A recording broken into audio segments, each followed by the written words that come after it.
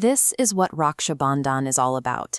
The moment you tie the Rakhi and celebrate the bond between brother and sister. You don't need to be an expert jewelry maker to create something beautiful for this occasion. In just 5 minutes, you can craft a piece right at home without any specialized tools. Look at this traditional red and yellow moli thread. This sacred thread is going to form the strong cultural base of our project. Here's what else you'll need: a small circle of felt, standard craft glue, scissors, some rhinestones, and small beads. Feel free to pause the video right here to gather these items. Laying everything out before you start keeps the process smooth. It stops you from hunting around for a lost bead with wet glue on your fingers. The biggest roadblock in DIY jewelry is trying to force a thick, fraying piece of thread through a tiny bead hole. To solve this, cut 12 inches of thread.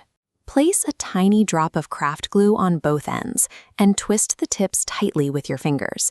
Give those ends exactly 10 seconds to dry. The glue will harden, creating a stiff, built-in needle on both sides of the string.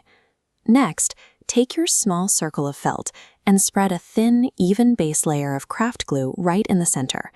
Use a toothpick to carefully place one large stone directly in the middle and then arrange your smaller stones in a tight ring around it. Be careful not to use excess glue here. If it oozes out over the edges, it will dry cloudy and completely dull the shine of your stones. Once the top is set, flip your decorated felt circle upside down. Apply a dot of glue and press the exact center of your 12-inch thread right onto the back. Look at this cross-section.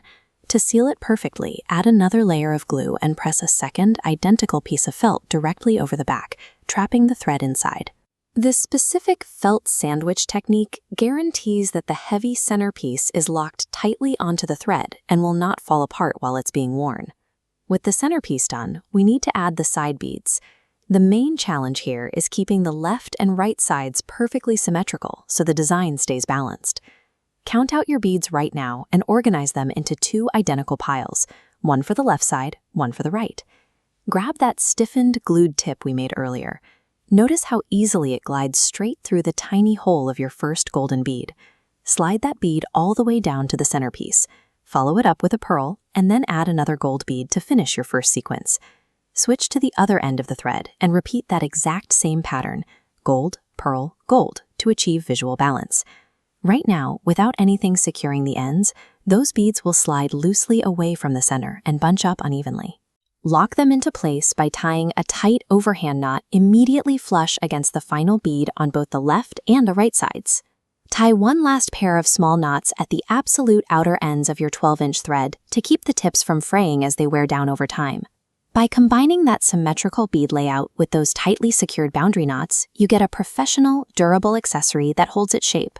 Let the glue dry completely, and your handmade Rakhi is finished and ready for the holiday.